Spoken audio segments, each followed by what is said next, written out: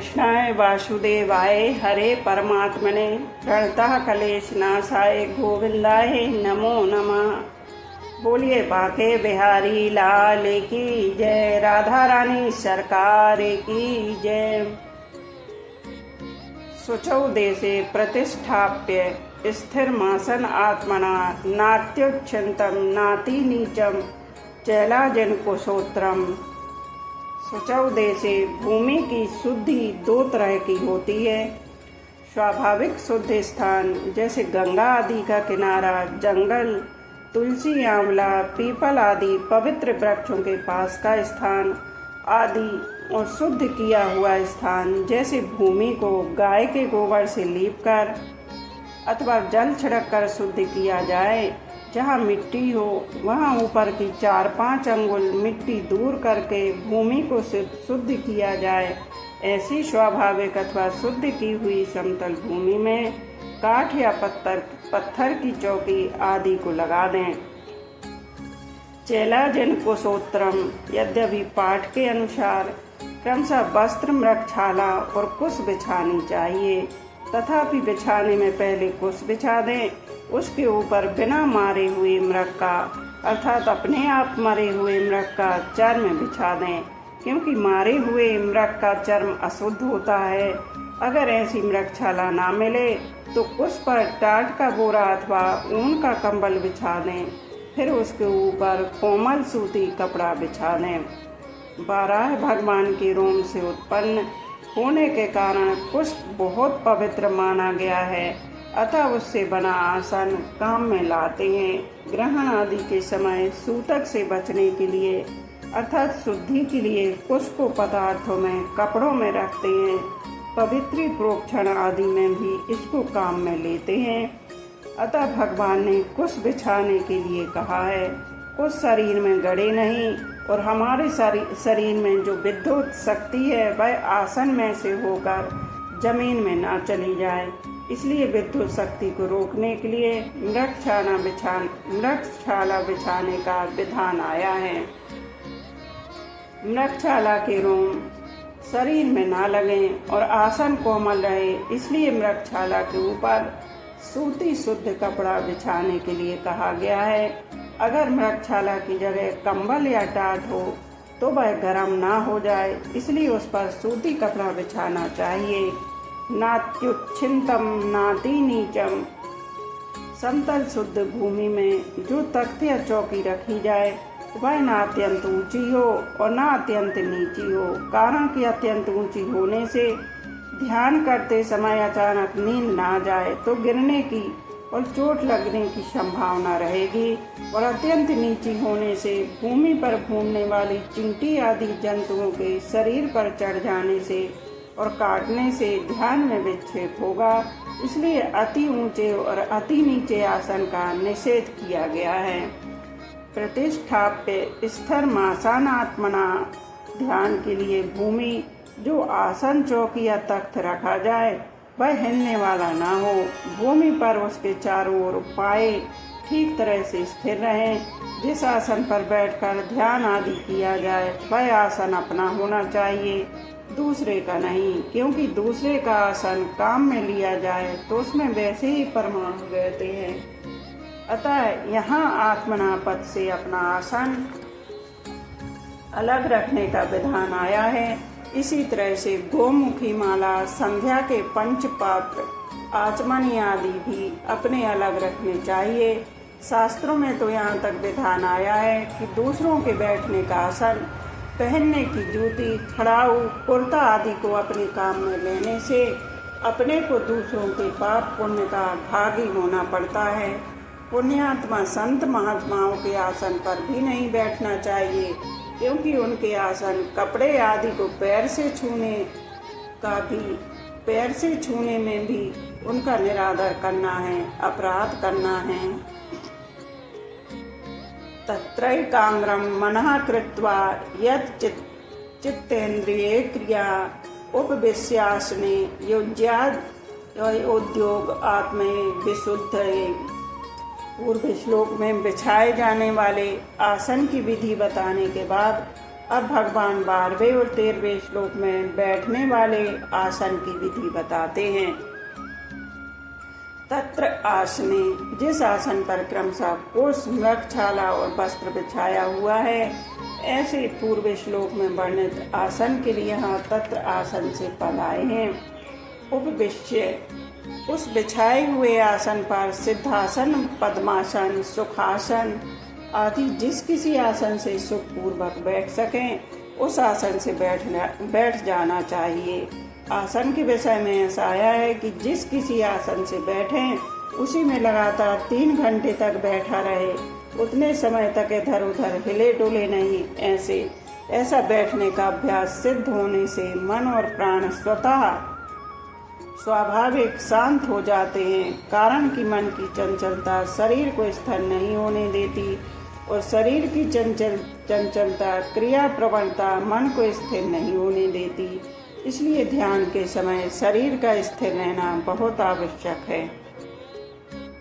यत जितेंद्रिय क्रिया, आसन पर बैठने के समय चित्त और इंद्रियों की क्रियाएं बस में रहनी चाहिए। व्यवहार के समय भी शरीर, मन, इंद्रियों आदि की क्रियाओं पर अपना अधिकार रहना चाहिए, कारण कि व्यवहार काल में चित्त और इंद्रियों की क्रियाएं बस में नहीं होंगी तो ध्यान के समय भी वे क्रियाएं जल्दी बस में नहीं हो सकेंगी। अतः व्यवहार काल में भी चित्त आदि की क्रियाओं को बस में रखना आवश्यक है। तात्पर्य कि अपना जीवन ठीक तरह से संयत होना चाहिए। आगे 16वें 17वें श्लोकों में भी संयत जीवन रखने के लिए कहा गया है।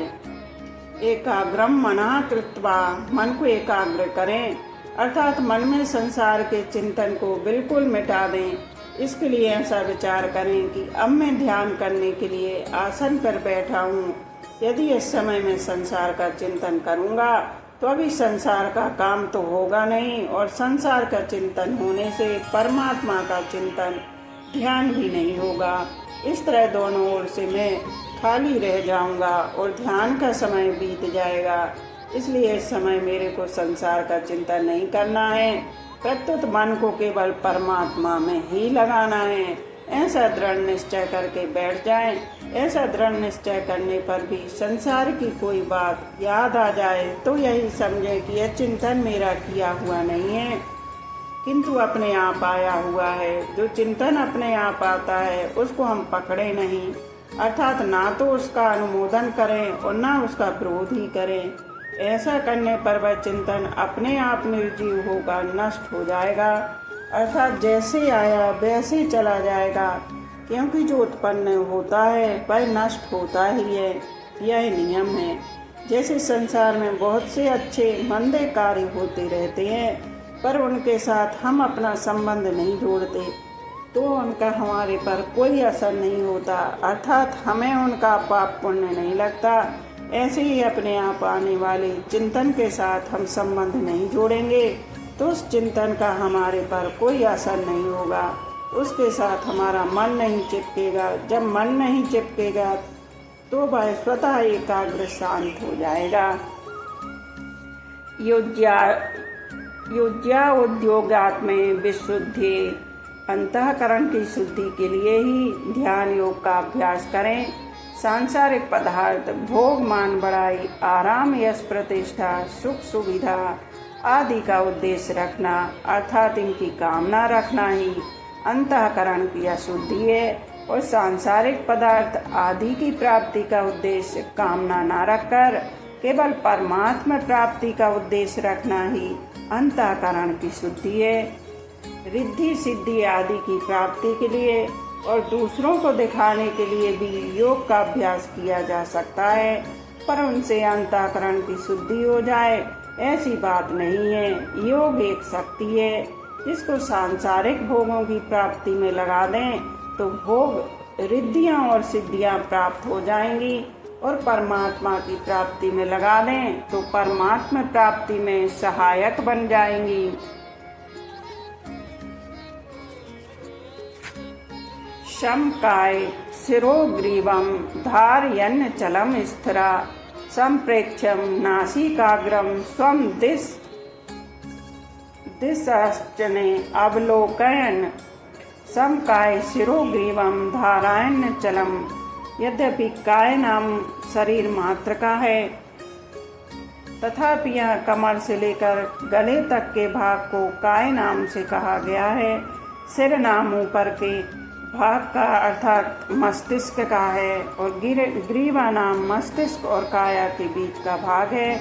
ध्यान के समय काया, सिर और ग्रीवा सम सीधे रहें, अर्थात रीढ़ की जो हड्डी है उसकी सब गांठें सीधे भाग में रहें और उसी सीधे भाग में मस्तक तथा ग्रीवा रहें। आसन पर बैठे हुए कभी नींद सताने लगे तो उठकर थोड़ी देर इधर उधर घूम लें, फिर स्थिरता से बैठ जाएं।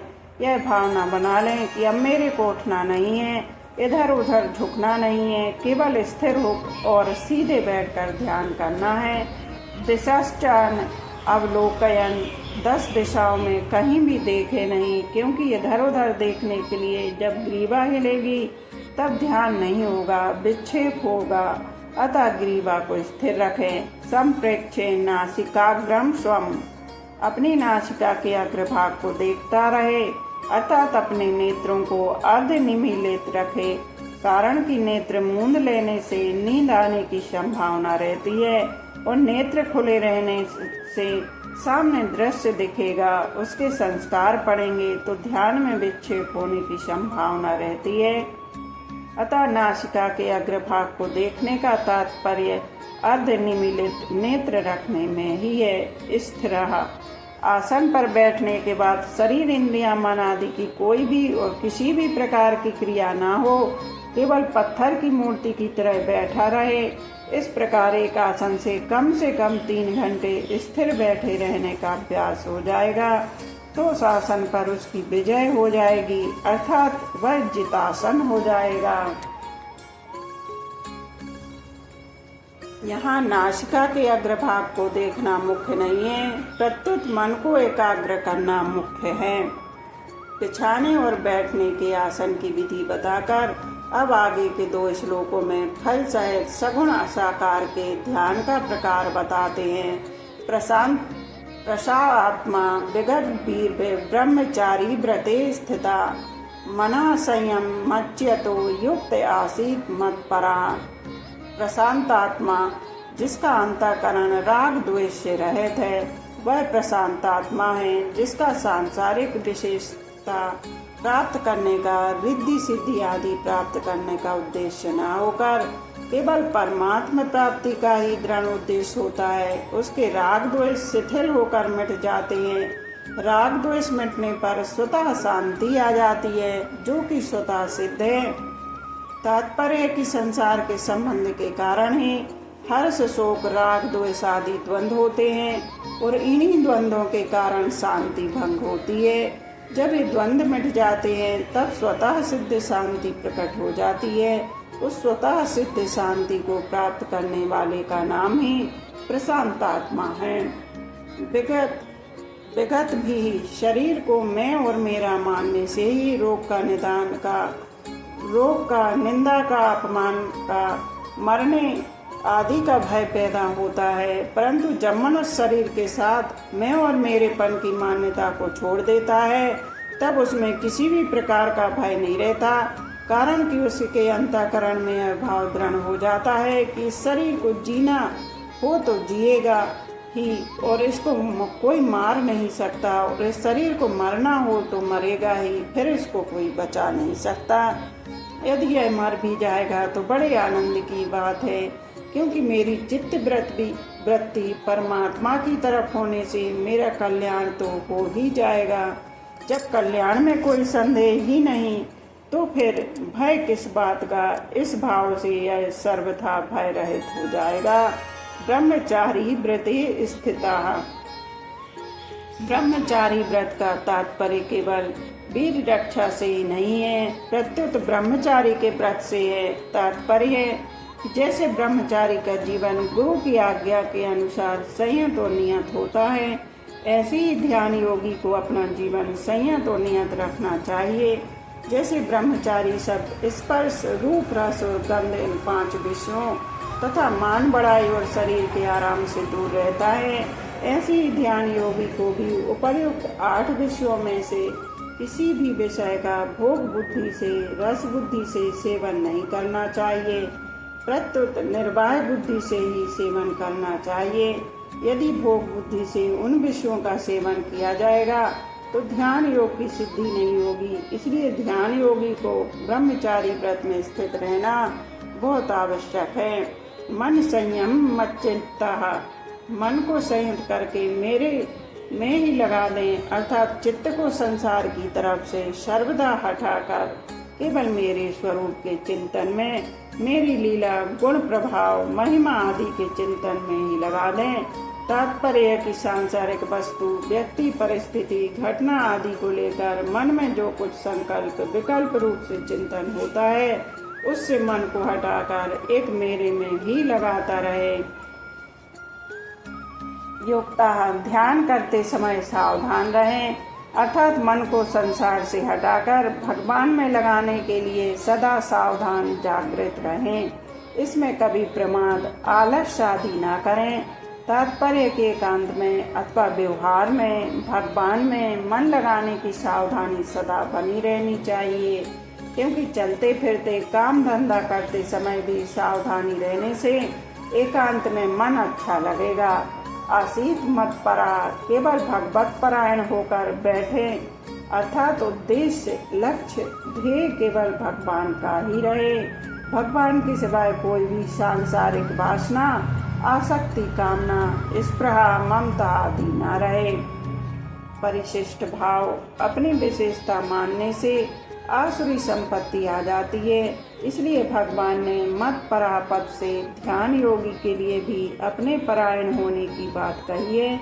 भगवत परायणता में भगवान का बल रहने से विकार शीघ्र दूर हो जाते हैं और अभिमान भी नहीं होता। यह भक्ति की विशेषता है। इस श्लोक में मन और चित्त ये दो समानार्थक पद आए हैं। मन से किसी वस्तु का बार बार मनन किया जाता है और चित्त से किसी एक ही वस्तु का चिंतन किया जाता है। मन संयम मच्चित्तता पदों का तात्पर्य है कि संसार का मनन नहीं करें, अर्थात मन को संसार से हटा लें और चित्त से केवल भगवान का चिंतन करें, अर्थात चित्त को केवल भगवान में लगा दें। आज यहीं पर विश्राम लेते हैं, शेष आगे का कल कहेंगे।